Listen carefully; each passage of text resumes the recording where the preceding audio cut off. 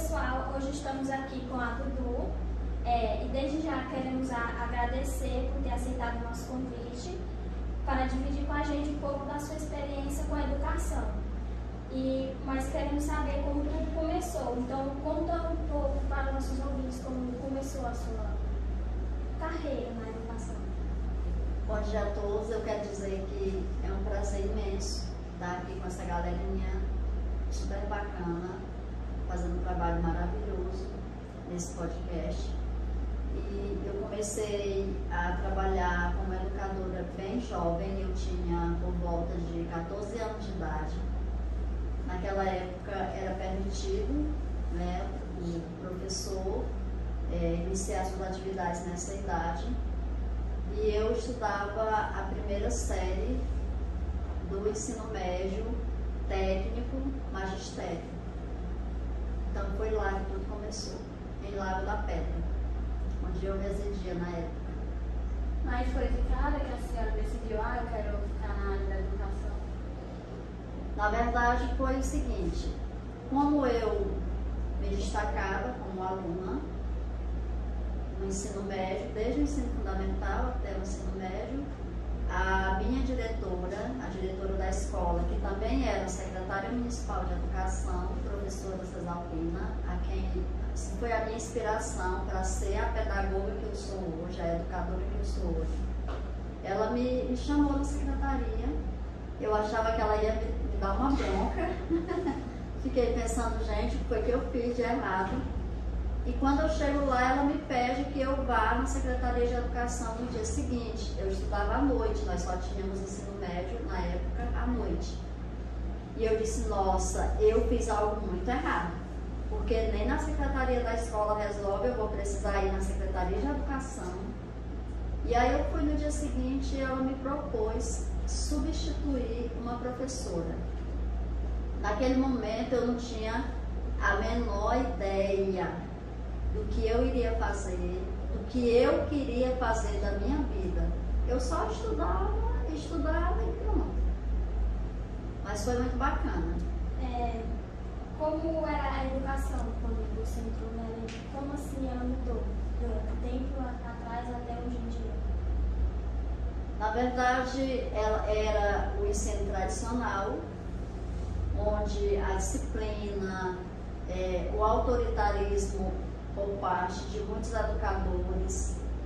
Eu lembro muito bem de um dia que a professora de matemática estava ministrando a aula e um aluno perguntou para ela como era o sinal de maior que. E ela, de forma tão mal educada mesmo, ela fez o sinal de maior que em toda a extensão do quadro. Só para vocês terem uma ideia do quanto a educação mudou. Porque hoje os educadores, eu acredito que na grande maioria, graças a Deus, eles são muito empáticos, né, em relação aos alunos, têm uma empatia muito grande pelos alunos, tratam os alunos de forma bem diferente. Eu, particularmente, já na terceira série do ensino médio, já sendo professora, quando essa professora de matemática ficava do meu lado, ela era tão autoritária que a gente tremia. Uma vez eu tremi tanto durante uma prova e ela ficou do meu lado que eu não consegui fazer a prova.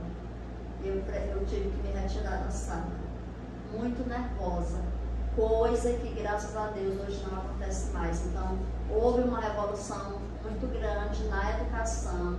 Claro que a educação tradicional ela tem muitos pontos positivos, como por exemplo a disciplina. Um outro exemplo era realmente você tinha que aprender. Você não passava de ano se você não soubesse mesmo os conteúdos. Hoje há uma flexibilização muito grande em relação à avaliação. Hoje tudo que o aluno faz é levado em conta, muitas vezes até o comportamento dele na sala. Naquela época era muito mais privilegiado o desempenho do aluno, o conhecimento que ele apresentava. foi, tipo assim, nesse caso da professora, aí, tipo, serviu para a senhora não se tornar a profissional que ela era. Isso serviu de exemplo para a senhora, né? Isso, apesar de que naquela época isso foi bem assim, um pouco traumático para todos nós, a minha geração foi uma geração que sofreu muito com o bullying, inclusive. Só que naquela época a gente nem sabia o que era o bullying, esse termo bullying, mas nós éramos apelidados, nós éramos muitas vezes até agredidos fisicamente pelos nossos colegas na sala. E assim, a atitude daquela professora, mesmo sendo um pouco traumática, né, naquele momento sendo difícil para mim, mas eu entendo que ela foi educada daquela forma. O momento que eu vivi, aquela geração era educada daquela forma, então não ficou nenhum trauma, nenhum ressentimento. E hoje, o que vem em mente, o que prevalece para mim, foi o que eu aprendi com ela de positivo, que era o conteúdo curricular, e a lição de que a gente precisa ser realmente empático com o aluno, compreendê-lo, se colocar na posição de alguém que está ali realmente para ajudá-lo. Eu acho que todo mundo quer saber sobre a questão do ensino médio. Na sua opinião, a senhora acha que o novo ensino médio ajuda de alguma forma um aluno, ele chegou ao seu país do tamanho? Eu, particularmente, sou uma entusiasta desse novo ensino médio. Defendo muito esse novo ensino médio, porque eu vivi todas as formas de ensino médio que existiram até hoje. Eu vivi, na minha geração, o ensino médio na modalidade técnica, que foi o magistério que eu fiz. Eu vivi o ensino médio na modalidade científico, que era a preparação para a universidade, que é o que está acontecendo hoje. Eu vivi o ensino médio onde nós tínhamos um só professor. Eu fui professora de todas as disciplinas do ensino médio na telesala. Assumi a supervisão e antes da supervisão fui professora do ensino médio da forma que ele era até 2021. E hoje nós estamos vivendo a realidade do novo ensino médio que está sendo reformulado. Precisa de ajustes? Precisa. A gente sempre pode ajustar, rever, melhorar alguma coisa. Mas o que acontecia no ensino médio antes da reformulação? O aluno não era colocado diante das possibilidades em termos de projeto de vida. Não se falava em projeto de vida antes desse novo ensino médio. Então o aluno entrava no ensino médio, ele estudava os conteúdos curriculares da Base Nacional Comum. A flexibilização curricular era somente na parte da língua estrangeira, o inglês ou o espanhol, e pronto. Mas hoje não, hoje o aluno ele chega no ensino médio, ele tem a oportunidade de pensar sobre o projeto de vida dele, é posto diante desse aluno todas as profissões que existem, que são ofertadas pelas instituições de ensino superior na região, todas essas profissões, os benefícios de cada uma, os desafios, o ingresso na universidade para cada uma delas. Então, hoje o aluno do ensino médio ele tem todas as condições possíveis de encerrar o ensino médio, sabendo realmente o que ele deseja ser, o que ele deseja fazer na sua vida. Então, eu defendo totalmente essa reformulação. Na questão do novo ensino médio, muitos alunos têm essa opinião de que talvez o novo ensino médio venha trazer de alguma forma pontos negativos, mas na opinião da maioria, esse novo ensino médio serve para ajudar muitos adolescentes a decidirem o que eles querem se tornar no futuro, o que não opinião que não tem na cabeça de muitos adolescentes. Eu quero saber que, quando você começou na área da educação, quais eram as suas expectativas e quais foram as dificuldades que você teve que enfrentar para chegar até aqui? Quando eu iniciei o magistério, ser professor não era visto como uma profissão, era visto como sacerdócio. Como sacerdócio, a gente não tinha um salário, nem se falava em salário mínimo, a gente recebia uma pequena gratificação. Algo que mudou muito. Hoje o magistério é visto como uma profissão, há uma luta muito grande pela valorização profissional, que não é só a questão salarial, mas as condições, o local de trabalho, formação continuada, entre outras coisas. Então, quando eu ingressei no magistério, eu não tinha grandes perspectivas, expectativas, né, em relação ao que seria.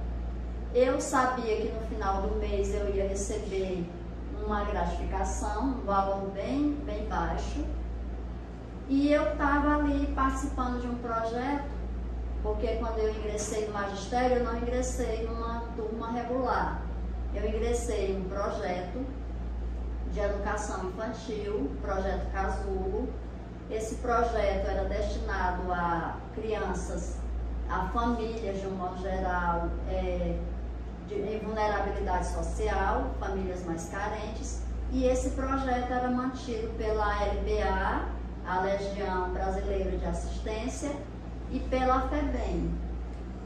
Né? Então, assim, a expectativa que eu tinha naquele momento ali era de dar o meu melhor.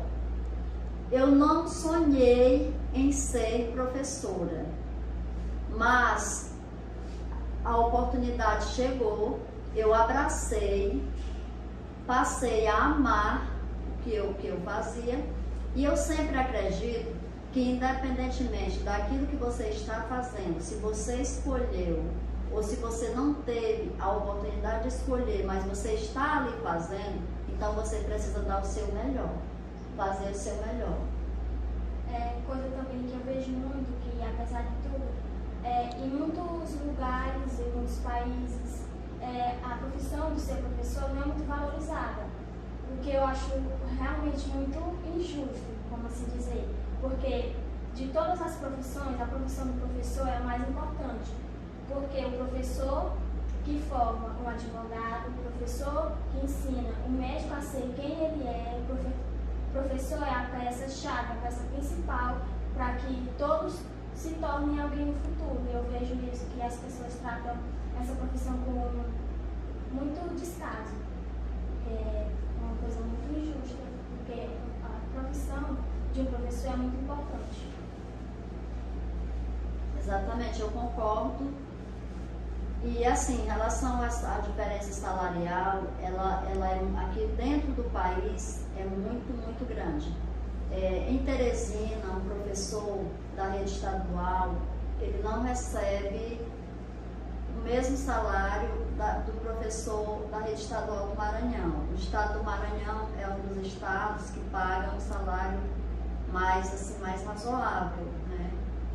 Em relação a nível internacional, não é só a profissão de professor que é mal remunerada. Por exemplo, na Rússia, um professor recebe praticamente o equivalente, um médico recebe praticamente o que é equivalente ao que um professor recebe aqui no Brasil. Então, isso varia muito da questão cultural, porque lá a medicina ela não é elitizada. No Brasil a medicina é elitizada, né? Então o médico aqui no Brasil ele é visto como uma pessoa de outro mundo, né? Ele recebe um salário, né? O pagamento dele é bem alto, né? Então essa questão de valorização do profissional ela diverge muito de acordo com a região, de acordo com o país, de acordo com o estado, de acordo com a rede de ensino. Por exemplo, eu tenho uma escola particular. Os professores que trabalham na minha escola, eles recebem menos que um professor da rede municipal. Os professores da rede municipal recebem menos que um professor da rede estadual. Então, há uma variação muito grande em termos de salário. É o que acontece, por exemplo, numa escola, no Colégio São Francisco, em Lago da Pedra. O salário de um professor em Lago da Pedra é basicamente o salário que eu pago na minha escola aqui em Lago dos Rodrigues. Então, assim, a rede particular, ela paga, né, geralmente menos que a rede municipal. A rede municipal paga menos do que a rede estadual no interior do Maranhão, porque na capital a rede municipal paga melhor que a rede estadual. Tipo assim, mudando um pouco do assunto, hoje a tecnologia está sendo muito utilizada e, tipo, por todas as pessoas, mas mais pelos jovens. A senhora, na sua opinião, a senhora acha que a tecnologia ajuda de algum modo ou tem aspecto negativo ou positivo sobre a questão do desenvolvimento? Quando a gente fala em tecnologia, isso remete muito ao computador, ao celular, às TICs, né, que são as tecnologias de informação e comunicação. Porém, este dicionário é uma tecnologia. A gente esquece disso, né? O livro é uma tecnologia. Mas, enfim, em se tratando das TICs, da tecnologia de informação e da comunicação, elas são, de um modo geral, a tecnologia é neutra. A mídia é neutra. O que vai ser posto nessa mídia e que vai ser absorvido pelo consumidor da mídia é que é ideológico, é que tem uma ideologia. Então, o consumidor da mídia e o produtor da mídia, ele precisa ter ética, moral. Como eu sou cristã, então é necessário que a gente tenha Deus na vida, o temor de Deus, para que na mídia eu produza um conteúdo que edifique, que ajude de fato a sociedade. Eu, enquanto consumidora da mídia, eu preciso ter discernimento para saber aquilo que vai me edificar, que vai me auxiliar, contribuir de alguma forma para a minha vida de forma positiva e aquilo que não vai agregar valores. Então, aquilo que não agrega valores, eu não olho. Vocês têm que ter o discernimento. Eu não consumo. A área da tecnologia, ela pode muito bem ajudar na área da educação, mas também como pode atrapalhar. Redes sociais, como por exemplo, redes sociais são um método de distração. Como muitos professores dizem que na sala de aula, muitos alunos se distraem com celulares, em redes sociais, em apps de conversa ou até em jogos. Mas também, para quem sabe usar, a tecnologia é uma forma ótima para pesquisas na área da educação e ótima para saber pesquisar mais sobre sua profissão, sobre muitas outras coisas. Então, a área da tecnologia é ser usada por quem sabe usar e como usar. Porque muitas pessoas usam isso para fazer bullying ou algum mal para outras pessoas.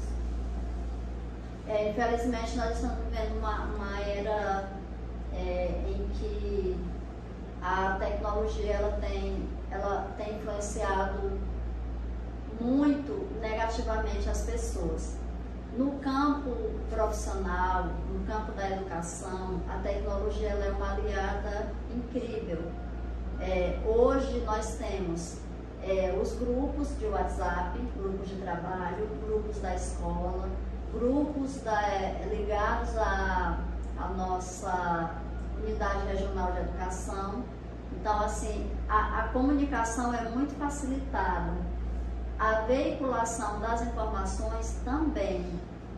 Porém, existe essa questão principalmente os jovens, né, os adolescentes são os mais prejudicados no sentido do uso inadequado da tecnologia, da informação e da comunicação, porque ela é um distrator. A tecnologia ela distrai. Então, ao invés de você estar ali usando a tecnologia para fazer uma pesquisa, para assistir uma videoaula, um documentário, algo que vai agregar conhecimento, você se distrai, ela te conduz aí para o Instagram, para o WhatsApp, para o Twitter, e aí você termina absorvendo, ela termina absorvendo todo o teu tempo e roubando toda a tua energia. A tecnologia também ajuda muito em questão que a gente vai fazer um curso, aí tipo assim, não pode ir num lugar fazer o curso, aí tem o curso online, ajuda muito por isso, né? Uma forma bem da tecnologia estar bem presente nos nossos dias, ajuda muito. Muito. Mudando de assunto, a gente vê que você tem uma facilidade assim, muito grande em se comunicar, seja em sala de aula ou falando em outros lugares, já que você trabalha nessa área. Eu quero saber se sempre foi assim, e como foi para você, de que forma assim foi para você se adaptar a essa forma assim, de ter essa comunicação com as pessoas. Eu nunca fui assim. Como eu fui muito vítima de bullying na minha época, porque na minha época a gente tinha vergonha das profissões. A minha mãe era a zeladora da escola que eu estudava. O meu pai era o vigia da escola que eu estudava. Então, naquela época, nós encarávamos essas profissões como profissões que, assim, vergonhosas para nós adolescentes naquela época. Naquela geração existia isso, né? Década de 80, eu nasci em 74, década de 80 tinha isso. Existia uma ideia de que haviam profissões que eram mais importantes, mais valorizadas socialmente, davam status. Existiam profissões que a gente achava que eram profissões vergonhosas, né? Vergonhosas. Então, eu era uma pessoa muito retraída e pelo fato de ser muito retraída, os professores confundiam que eu era quieta com uma pessoa que era muito comportada. Na escola tradicional da minha geração, aquele aluno que era muito quieto na sala era o bom aluno, porque ele era visto como aluno comportado. Como eu era vista dessa forma, eu era vista pelos meus colegas como a queridinha dos professores. Como queridinha dos professores, eles achavam que eu ia contar para os professores as coisas erradas que eles faziam na sala.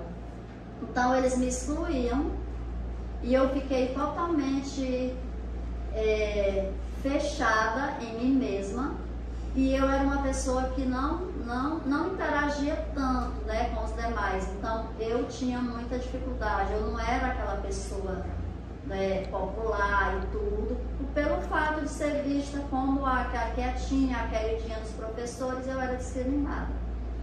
Com o passar do tempo, a vida foi me colocando diante de situações que eu precisei me posicionar. Como professora, como educadora, muitas portas foram se abrindo para mim, e quando eu chego na universidade, eu passo a ser a popular. Eu adotei a seguinte estratégia na universidade: eu não vou sentar todo dia na mesma carteira, perto da mesma pessoa. Cada dia eu sentava em um lugar diferente, porque eu queria sentar perto de uma pessoa diferente para fazer amizade. E isso foi muito bacana, porque eu me tornei aquela pessoa que todo mundo queria no grupo. Quando a gente ia formar os grupos na universidade, as pessoas já queriam logo: não, Dudu, vem aqui para minha equipe, eu quero a Dudu na minha equipe. Então eu era disputada para fazer parte das equipes, né? Então eu me tornei essa pessoa comunicativa, extrovertida também. Eu sou uma pessoa muito positiva, porque as oportunidades foram surgindo e eu fui abraçando todas. Eu nunca perdi uma oportunidade de aprender e de ter esse momento realmente de comunicar, de falar. E eu me tornei uma pessoa que fala muito, gente. E assim, o fato de falar muito não significa que eu não fique nervosa diante de algumas situações. Por exemplo, quando me é cedida uma oportunidade na igreja, claro que eu fico nervosa, isso é normal, é natural, diante do microfone. Quem não fica nervoso, né, na frente do microfone? Todos ficamos, né? Mas aí a gente vai adquirindo adotando algumas estratégias para facilitar, né? Por exemplo, a gente vai aprender que quando a gente vai se dirigir a um público, a uma plateia, a gente fixar o olhar em um ponto. Então eu fixo meu olhar naquele ponto, isso não vai me distrair e eu não vou ver toda a plateia que está me vendo, porque eu estou olhando para um único lugar, né? Então, ao longo do tempo, a gente vai adquirindo essas estratégias, aprendendo estratégias, e aí a coisa vai fluindo. Em relação, assim, da família, a senhora sempre teve apoio, porque a maioria dos jovens hoje não tem apoio, acabam não estudando porque não tem apoio dos pais. Como eu fui praticamente criada dentro da escola, porque o meu pai, ele participou da construção da escola onde eu iniciei os meus estudos. E estudei da primeira até a 8ª série, na época era de primeira a 8ª série. Então, assim, eles incentivaram bastante. Ele era o vigia da escola, a mamãe era a zeladora. Naquela época, mesmo na escola pública, era cobrada uma taxa escolar. Cada aluno pagava uma pequena taxa. No meu caso, como eles eram funcionários da escola, mesmo na escola pública, o aluno pagava uma pequena taxa, a família pagava uma pequena taxa. Não existia um repasse do governo destinado para a educação que fosse suficiente para manter as escolas. O que o governo mandava? Mandava merenda. Mas os recursos assim eram bem escassos, né, os recursos financeiros. Então as famílias pagavam uma taxa escolar, que a gente chamava de caixa escolar na época. E aí os meus pais, como trabalhavam na escola, eu fui liberada de pagar essa taxa, né? Mas todas as vezes que os professores iam fazer cobrança na sala, eles citavam meu nome. Isso era mais um motivo para eu me sentir mal diante dos meus colegas, né? Envergonhada diante dos meus colegas. E hoje nós temos aí, né, um ensino público, gratuito, né, de uma qualidade excelente, né, como é o caso do Osano, por exemplo. Eu quero saber quais foram os recursos úteis que ajudaram você ao longo do caminho. Todos os recursos. Na pergunta anterior foi falado a respeito do apoio da família. O apoio da família ao estudante é essencial. Na época, os meus pais nos incentivaram bastante. Nós somos 5 irmãos. E mesmo os meus pais incentivando a todos, eu fui a única que estudei. Eu fui a única que fiz um curso superior. Então, eu sou a única que tem uma renda fixa. Os demais não têm renda fixa. Então, assim, a educação escolar, ela faz a diferença totalmente na vida de uma pessoa. Então, eu consegui, né, a partir da educação escolar, eu consegui essa renda fixa através de concursos. Eu sou concursada da rede pública municipal, eu sou concursada da rede estadual. Hoje eu já tenho uma empresa na área da educação, inclusive, né, uma escola. Então, assim, hoje, e aí eu consegui formar os meus 3 filhos. Porque eu entendi que é muito importante um curso superior na vida de uma pessoa. Um exerce a profissão na área dele, que é a medicina. Os outros 2 não exercem, que é na área de ciências contábeis. Porém, o curso superior deu a eles a oportunidade de me ajudar no gerenciamento da minha empresa. Certo? Então, assim, o curso superior ele faz toda a diferença na vida de uma pessoa. A educação escolar como um todo, né? E a família é essencial. O apoio da família é indispensável. Nós vemos muito hoje em dia, tanto adolescentes que desistem dos seus estudos por questão de família e também por questão de que, na opinião deles, o estudo não vai levá-los a lugar nenhum. Eu vejo muito hoje em dia pessoas mais velhas de anos atrás que não tiveram a oportunidade de estudar, falando, eu mesmo já vi muitas pessoas mais velhas que não tiveram essa oportunidade de ter educação escolar na sua vida por questões da família, por questões mais sobre os problemas que tinham na vida. Falando que para não desistir dos estudos e tal. E que muitas pessoas hoje em dia, eu vejo muitos idosos, muitas pessoas de maioridade vindo para a escola à noite, porque não tiveram oportunidade de ter aquela educação antes e que estão continuando agora. Então eu acho isso muito, vamos dizer, bonito, porque mesmo com todas as dificuldades que tiveram antes e que não tiveram oportunidades, eles decidem continuar agora, porque eles querem se adaptar e querem saber, querem ter experiências que eles não tiveram no passado. Isso eu fico muito feliz, tipo assim, porque mesmo o jovem tendo a oportunidade, eles não querem os idosos de hoje, que se arrependem de desistir do estudo porque questão de trabalho, porque antigamente a maioria trabalhava cedo, né? Aí desistia dos estudos e o jovem vendo isso, a situação ainda desiste da escola, de estudar. Essa questão é uma questão muito complexa, porque ela envolve aí uma questão cultural. Em relação às pessoas idosas, o caso da minha mãe, por exemplo. Ela não estudou porque o pai dela achava que ela ia aprender a ler e escrever cartas para os namorados. O que não impedia ela de receber cartas, porque as colegas liam e escreviam as cartas para elas, né? Para ela. Mas enfim, ela foi impedida de estudar e ela me incentivou muito, me ajudou muito até o último minuto da vida dela. Ela esteve comigo, me apoiou e tudo. Infelizmente ela não teve a oportunidade de ver a minha formatura em pedagogia, mas ela me ajudou muito. O número de jovens hoje fora da escola é um número alarmante, é um número muito alto mesmo. Nesse momento eu não consigo me lembrar o percentual de jovens fora da escola, mas é muito grande mesmo. E assim, o que acontece hoje?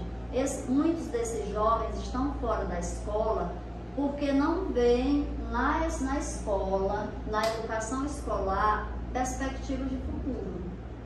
Isso é muito triste. Muitos estão fora da escola porque precisam trabalhar, não conseguem conciliar o trabalho com o estudo, porque o trabalho é pesado, é muito difícil, é muito cansativo, né? Então, há uma série de fatores que contribuem para isso. Muitos preferem enveredar pelo caminho da criminalidade, né? A gente sabe que hoje o tráfico de drogas é algo muito gritante no nosso município. Então, a criminalidade está mostrando para muita gente que é muito melhor você vender, você traficar a droga, fazer algo de errado, é muito mais compensatório financeiramente do que você fazer um curso ensino médio, um curso superior. E aí é uma visão totalmente equivocada, porque eles têm um preço muito alto a ser pago, né? E eles não se dão conta, justamente porque não têm o conhecimento que é oferecido pela escola. Eu vejo também muitos adultos, pessoas que não conseguem um emprego de mais avanço numa fábrica ou em qualquer lugar que vá arrumar um emprego, porque não tem um estudo de ensino médio completo ou não tem qualquer outro curso superior para que façam aumentar o cargo de que estão. Eu preciso compartilhar com vocês algo que eu vivi quando eu estive em Joinville. Vocês sabem que muitas pessoas saem de Lago dos Rodrigues para Joinville, para outras cidades também, outros estados, mas principalmente para Joinville. Tem um bairro lá que é praticamente lotado de Lago Rodriguenses, né? E em uma das minhas idas em Joinville, porque eu tenho um filho que mora lá, nós passamos em frente a uma fábrica. Isso me marcou profundamente, porque o meu filho disse: mãe, essa aqui é a Tupi, é o lugar onde o filho chora e a mãe não vê.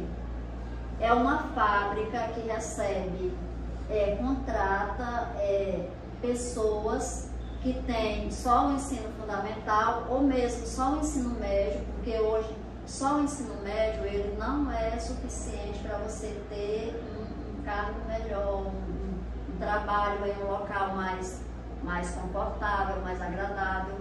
E isso me marcou muito, porque o meu filho está lá, ele tem o ensino superior e mesmo não exercendo a profissão dele, que é de contador, bacharel em contabilidade, mas ele consegue um emprego em um local confortável, agradável. Ele tem acesso a uma série de oportunidades que quem não estudou, quem não fez um curso superior, infelizmente não tem. Então precisa se submeter a um trabalho muito pesado, que é o caso das fábricas, a maioria, a Tupi, por exemplo, é um grande exemplo. Trabalho muito pesado e muitos não resistem, não aguentam, não suportam e trabalham durante pouco tempo e saem em busca de uma outra fábrica que o trabalho seja menos pesado, porque ele vai ficar próximo a caldeiras, né, um calor insuportável. Então, gente, o caminho é estudar. E não só fazer o ensino médio, mas um curso superior mesmo. Isso vai te dar muitas oportunidades. Agora eu quero... qual é o conselho que você pode compartilhar para os nossos ouvintes ou até mesmo para outras pessoas? E qual é a maior vantagem que você espera que os ouvintes aprendam? O maior conselho que eu posso dar hoje a todas as pessoas que me ouvem é que em tudo na vida da gente, para sermos prósperos em tudo nas nossas vidas, nós precisamos, em primeiro lugar, buscar a Deus. Buscar a Deus. Ter Deus na vida faz toda a diferença. Quando você busca a Deus, Ele te direciona para o caminho certo. E Deus, Ele usa a educação escolar como um instrumento de transformação de vidas e de ascensão, ou seja, de crescimento pessoal e financeiro. Então, a escola é um instrumento de Deus para a transformação de vidas e para a ascensão social. Então, em primeiro lugar, o meu conselho é: busque a Deus, a sua direção e estude. Estude muito, dê o seu melhor no estudo e abrace todas as oportunidades que surgirem no sentido de lhe fazer crescer como pessoa e como profissional. A nossa conversa foi ótima, mas o horário já se estendeu. E queremos agradecer a senhora por estar aqui conosco, dando essa dica para quem quer se formar na educação, para quem não desistiu do estudo, uma ótima dica. Eu que agradeço por essa oportunidade maravilhosa e os parabenizo por esse excelente trabalho. Eu tenho certeza que o que vocês estão semeando aqui hoje vai nascer e vai frutificar. Parabéns e muito sucesso para vocês.